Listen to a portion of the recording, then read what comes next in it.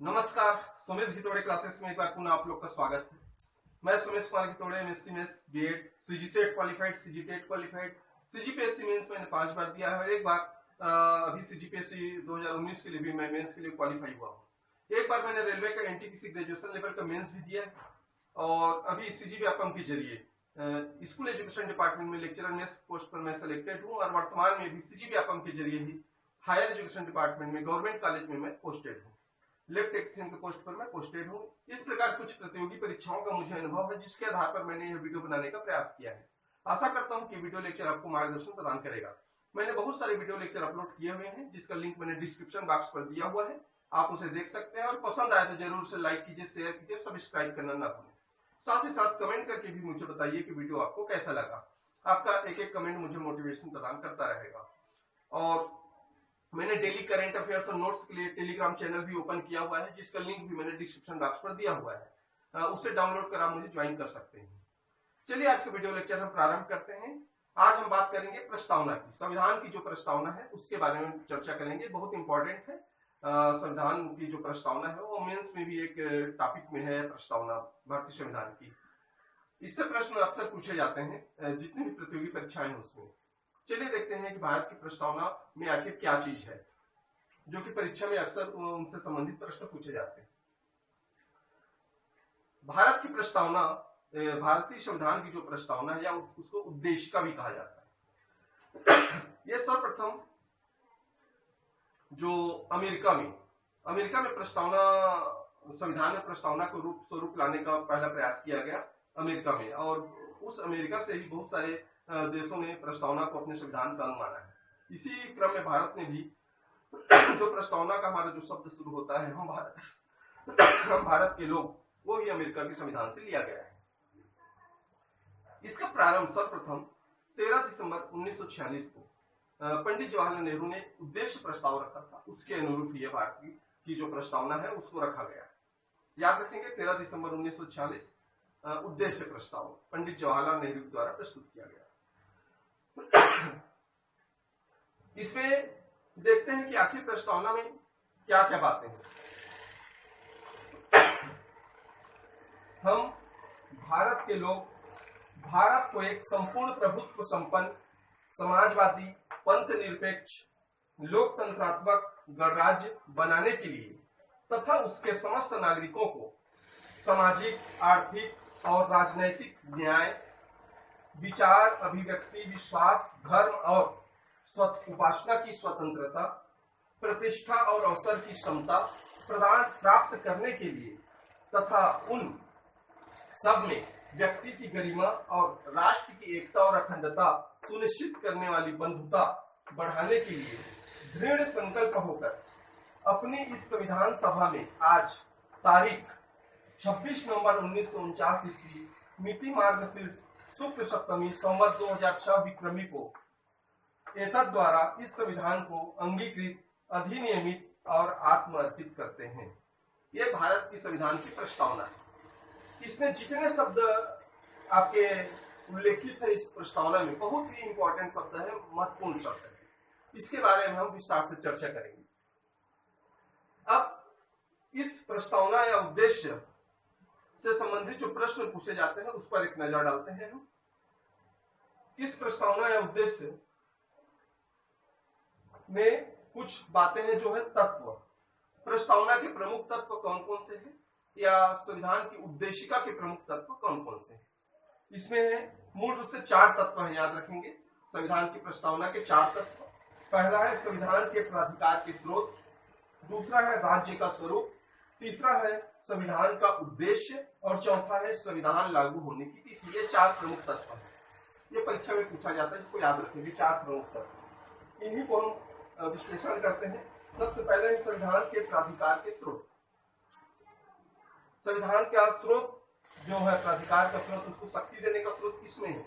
हम जानते हैं कि हमारा जो देश है संप्रभु राष्ट्र है और संप्रभुता जो है, भारत की संप्रभुता, वो जनता में निहित है, क्योंकि जनता के द्वारा जो निर्वाचित प्रतिनिधि होते हैं उनके द्वारा ही शासन किया जाता है। इस प्रकार जो संप्रभुता है वो भारत की जनता में निहित है, क्योंकि भारत की जनता ही लोकतांत्रिक ढंग से किसी को चुनकर भेजती है, वो भारत की सत्ता संभालते हैं। दूसरा है राज्य का स्वरूप या प्रकृति किस प्रकार का है।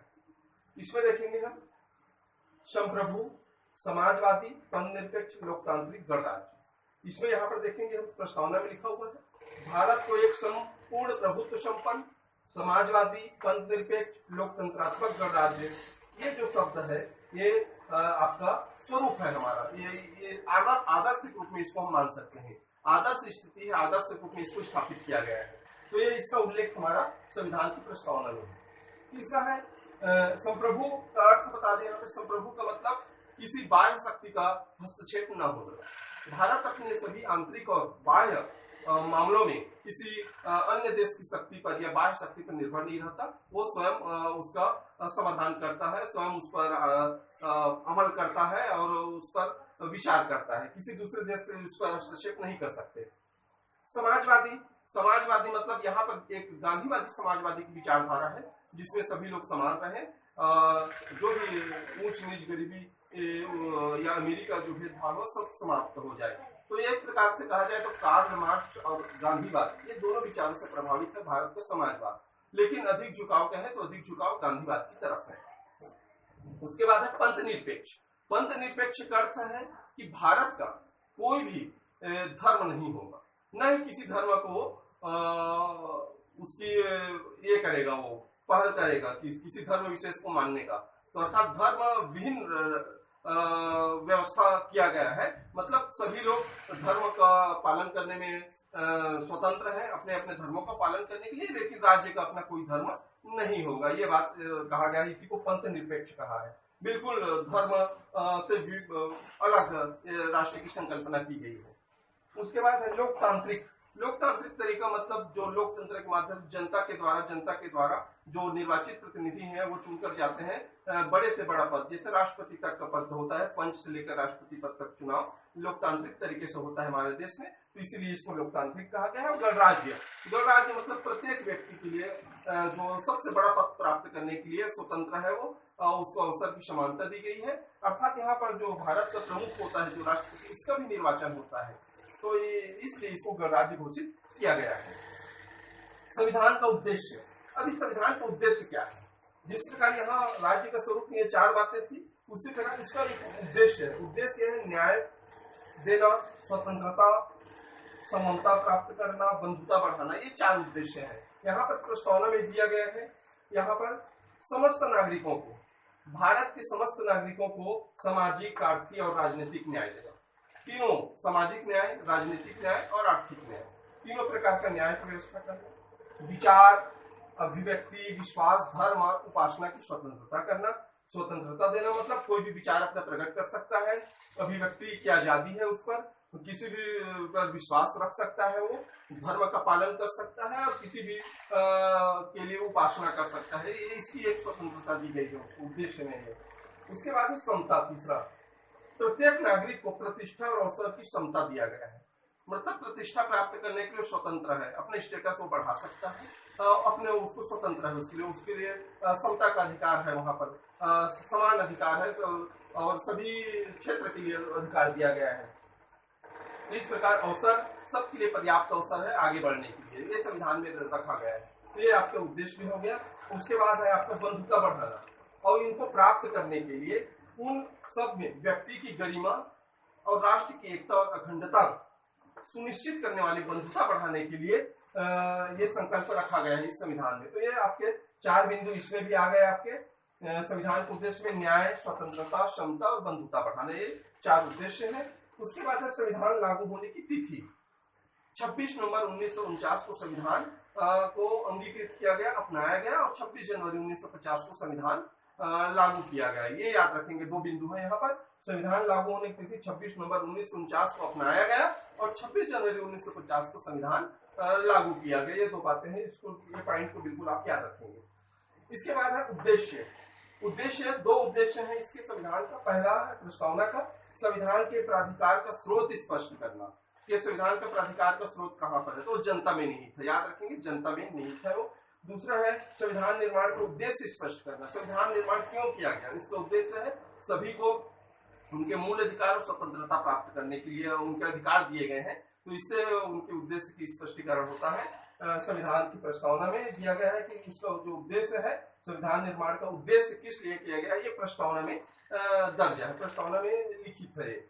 उसके बाद हम महत्व की बात करें कि प्रस्तावना का कितना महत्व है संविधान में, तो ये बहुत इंपॉर्टेंट फैक्ट है यहाँ पर। प्रस्तावना संविधान के एक भाग भी है, इसको भी याद रखेंगे। इसके पीछे भी बहुत सारे विवाद केस लगे हुए थे, लेकिन इसको प्रस्तावना को भारतीय संविधान के एक भाग माना गया है।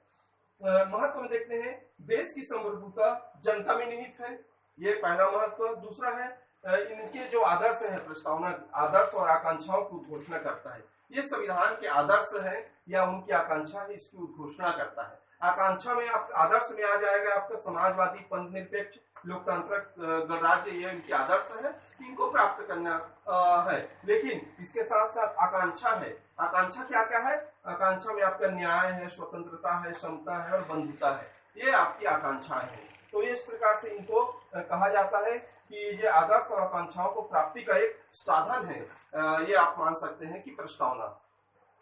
इसके बाद है इनका महत्व को हम और एक कुछ विशेषज्ञ हैं, संविधान विशेषज्ञ, उनके जो तर्क हैं या उनके कथन है उस पर हम एक नजर डालते हैं।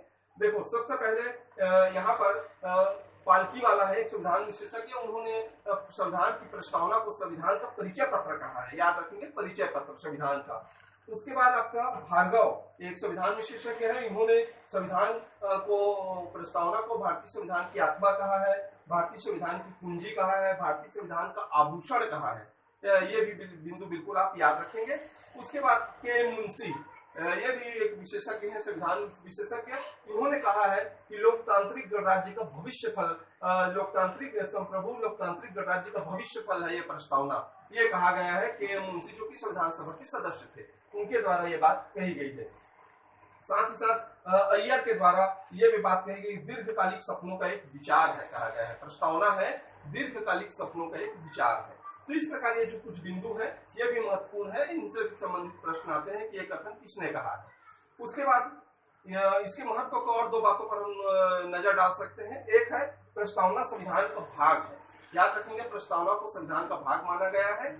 और दूसरा है संशोधन की संभावना है प्रस्तावना में, प्रस्तावना में संशोधन किया जा सकता है कि बशर्ते संविधान का जो मूलभूत ढांचा है वो समाप्त न हो, ऐसा एक व्यवस्था दिया गया है। याद रखेंगे, प्रस्तावना में मात्र एक बार संशोधन हुआ है, 42वां संशोधन के द्वारा 1976 को, जिसको लघु संविधान कहते हैं, उसमें, और वहीं पर यहाँ पर समाजवादी, पंथ निरपेक्ष और लोकतांत्रिक जो शब्दावली है वो उसमें जोड़ा गया है। ये बहुत इंपॉर्टेंट तथ्य है, इसको भी आप याद रखेंगे। इस प्रकार जो भारतीय संविधान की प्रस्तावना पर एक छोटा सा वीडियो लेक्चर था, जो ये बताने के लिए था कि भारतीय संविधान की प्रस्तावना में आखिर क्या क्या बातें हैं, उसका महत्व क्या है, उसके तत्व कौन कौन से हैं, उनकी उद्देश्य क्या है इस संविधान की प्रस्तावना का।